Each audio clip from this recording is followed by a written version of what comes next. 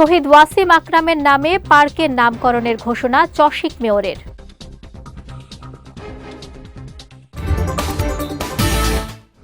এবং মালয়েশিয়া পাচারকালে রোহিঙ্গা সহ ৩১ জন উদ্ধার, গ্রেফতার ২।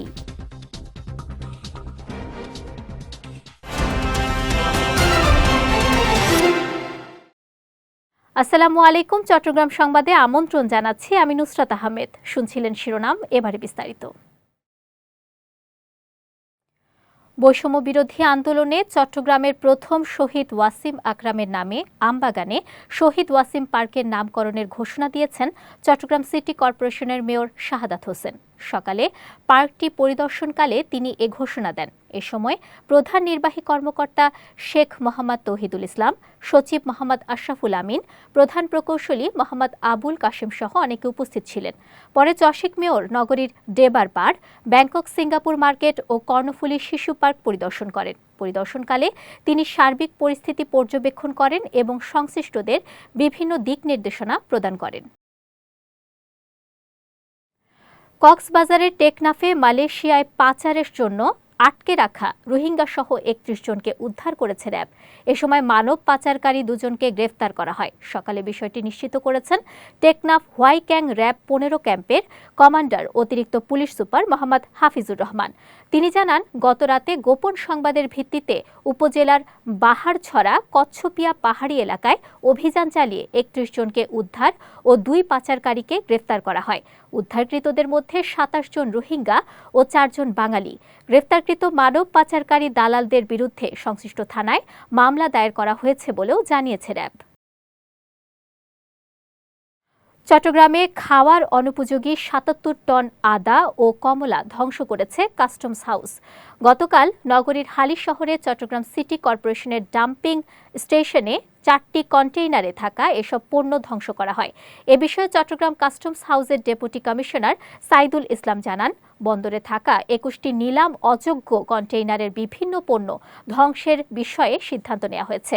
এরই প্রেক্ষিতে কাস্টমস হাউসের ধ্বংস বিষয়ক কমিটির সদস্যদের উপস্থিতিতে এসব কন্টেইনারের পণ্য ধ্বংসের কার্যক্রম শুরু হয়েছে।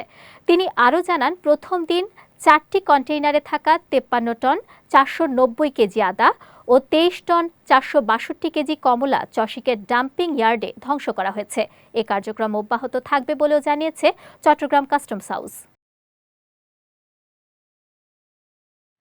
সেন্ট মার্টিনে পর্যটক ভ্রমণে সকল বিধিনিষেধ প্রত্যাহার ও পর্যটকদের রাত্রি যাপনের অনুমতির দাবিতে কক্সবাজারে বিক্ষোভ সমাবেশ ও সড়ক অবরোধ কর্মসূচি অনুষ্ঠিত হয়েছে। সকালে জেলা প্রশাসকের কার্যালয় থেকে একটি র্যালি শুরু হয়ে কলাতলী ডলফিন মোড়ে গিয়ে শেষ হয়। এরপর ডলফিন মোড়ে সড়ক অবরোধ করে স্থানীয় ব্যবসায়ী ও বাসিন্দারা। অবরোধে কক্সবাজারের পর্যটন সেবী বিভিন্ন সংগঠন অংশগ্রহণ করে। সড়ক অবরোধের কারণে পর্যটকবাহী ও স্থানীয় যানবাহন চলাচল বন্ধ থাকায় ভোগান্তিতে পড়তে হয় পর্যটক ও যাত্রীদের।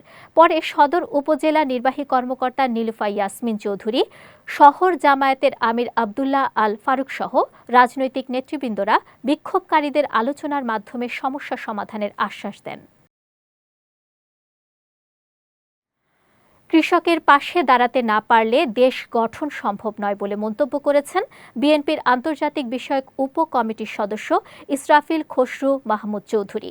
গতকাল চট্টগ্রাম নগরীর বন্দর পতেঙ্গা ও ইপিজেড থানা কৃষক দলের উদ্যোগে প্রান্তিক কৃষকদের মাঝে সার, বীজ ও কীটনাশক বিতরণ অনুষ্ঠানে তিনি এ মন্তব্য করেন। বিতরণকালে ইপিজেড থানা কৃষক দলের আহ্বায়ক মোহাম্মদ রনি, বন্দর থানা কৃষক দলের সভাপতি রহিম, পতেঙ্গা থানা কৃষক দলের আহ্বায়ক মোহাম্মদ নাসির সহ অনেকে উপস্থিত ছিলেন। এ সময় নগরীর আনন্দবাজারের চান্দরপাড়া এলাকার কয়েক শতাধিক কৃষকের মাঝে সার ও বীজ বিতরণ করা হয়। বান্দরবানে অনুষ্ঠিতব্য ঐতিহ্যবাহী ক্রীড়া মেলা উপলক্ষে সংবাদ সম্মেলন অনুষ্ঠিত হয়েছে। গতকাল বান্দরবান সম্মিলিত ক্রীড়া পরিষদের উদ্যোগে বান্দরবান প্রেস ক্লাব মিলনায়তনে এর আয়োজন করা হয়। এ সময় বান্দরবানের পর্যটন খাত ও ক্রীড়াঙ্গনকে অনেক দূর এগিয়ে নিতে এ মেলা উল্লেখযোগ্য ভূমিকা রাখবে বলে জানান আয়োজকরা। বান্দরবান সম্মিলিত ক্রীড়া পরিষদের সভাপতি মাজহারুল ইসলামের সভাপতিত্বে সংবাদ সম্মেলনে বান্দরবান সম্মিলিত ক্রীড়া সংগঠনের সিনিয়র সহসভাপতি রফিকুল ইসলাম মামুন, বান্দরবান প্রেস ক্লাবের সভাপতি আমিনুল ইসলাম বাচ্চু সহ ক্রীড়া সংগঠনের সদস্যরা উপস্থিত ছিলেন। আগামী 23 নভেম্বর সাঙ্গু নদীতে নৌকা প্রতিযোগিতার মধ্য দিয়ে মাসব্যাপী এ ক্রীড়া মেলার উদ্বোধন করা হবে। গণতান্ত্রিক পন্থায় চট্টগ্রামের মা ও শিশু হাসপাতালের ক্ষমতার পালা বদলের দাবি জানিয়েছেন হাসপাতালের সাবেক ও বর্তমান শিক্ষার্থীরা। সকালে হাসপাতালের সামনে আয়োজিত মানববন্ধনে তারা এ দাবি জানান। বলেন, হাসপাতাল দখলের নামে একটি চক্র বিভিন্ন ধরনের ষড়যন্ত্র শুরু করেছে। এ সময় সুষ্ঠু নির্বাচনের মাধ্যমে হাসপাতালের পরিচালনা পর্ষদ পরিবর্তনের দাবি জানান বক্তারা।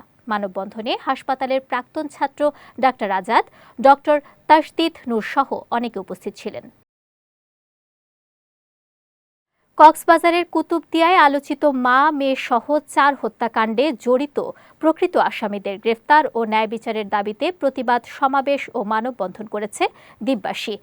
উপজেলা চত্বরে এ কর্মসূচি পালন করেন ভুক্তভোগী পরিবার ও দ্বীপের সর্বস্তরের মানুষ। এ সময় উপজেলা ছাত্র অধিকার পরিষদের আহ্বায়ক আনোয়ার হোসেন কুতুবী, ছাত্রনেতা সরওয়ার আলম, জিয়াবুল করিম সহ অনেকে উপস্থিত ছিলেন। মানববন্ধনে অপরাধীদের দ্রুত বিচারের আওতায় এনে কঠোর শাস্তির দাবি জানানো হয়।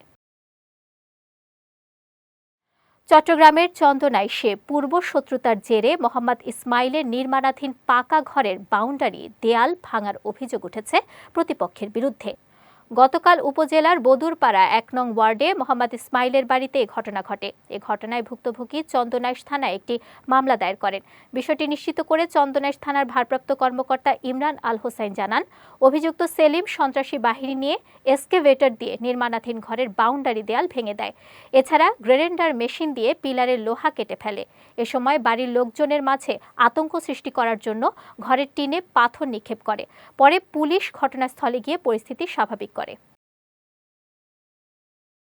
চট্টগ্রামের নিউ মার্কেট, দেওয়ানহাট, নয়াবাজার ও হালিশহর থেকে পুলিশের নামে মাসোহারা আদায়ের অভিযোগ উঠেছে একটি চক্রের বিরুদ্ধে।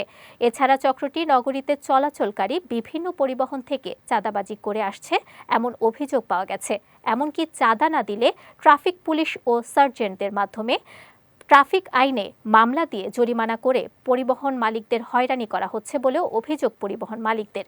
এ বিষয়ে চট্টগ্রাম মেট্রোপলিটন পুলিশের ট্রাফিক বিভাগের কর্মকর্তারা জানিয়েছেন, পুলিশের নামে কেউ চাঁদাবাজি করলে ছাড় দেওয়া হবে না। এছাড়া কোনো পুলিশ যদি অনৈতিক কাজের সঙ্গে জড়ায় তার বিরুদ্ধেও প্রয়োজনীয় ব্যবস্থা নেওয়া হবে বলে জানিয়েছেন কর্মকর্তারা।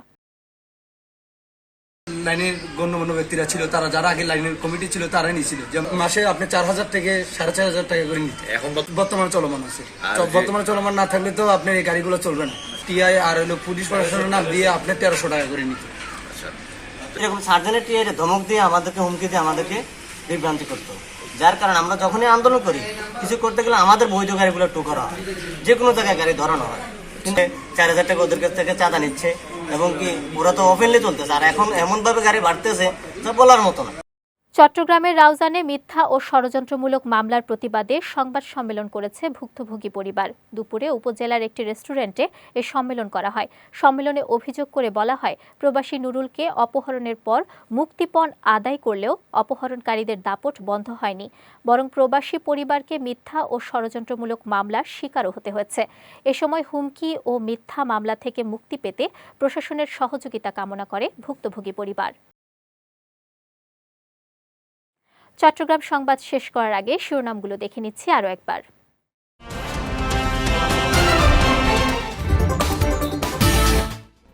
শহীদ ওয়াসিম আকরামের নামে পার্কের নামকরণের ঘোষণা চসিক মেয়রের।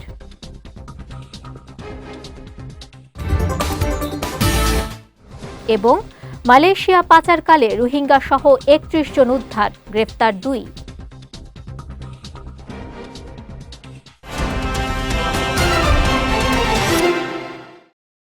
চট্টগ্রাম সংবাদ শেষে আজকের মতো আমি নুসরাত আহমেদ আপনাদের কাছ থেকে বিদায় নিচ্ছি। রাত 9টায় আমাদের পরবর্তী বিজয় রাতের সংবাদ দেখার আমন্ত্রণ রইল। এছাড়াও আজকের চট্টগ্রাম সংবাদের ভিডিও দেখতে পারেন আমাদের ইউটিউব এবং ফেসবুক পেজে। আমাদের ইউটিউব হলো youtube.com/BJTVOfficial এবং আমাদের ফেসবুক পেজ হলো facebook.com/BJTVLimited। এতক্ষণ সঙ্গে থাকার জন্য ধন্যবাদ সবাইকে।